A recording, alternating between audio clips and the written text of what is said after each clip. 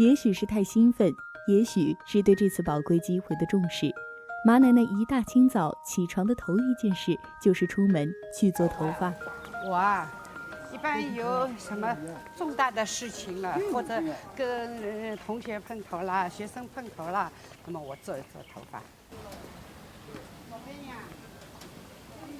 趁着烫头发的等待时间，马奶奶跟小店老板拉起了家常，说起了关于许爷爷的甜蜜的抱怨。早上我本身就睡眠不好的，早上再晚睡觉，我只会这个时候就醒了。他不操心的，他倒在床上就睡着。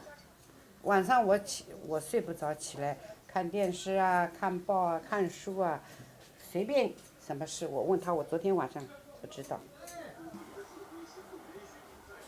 奶奶自己满意吗？满意啊，挺满意的啦。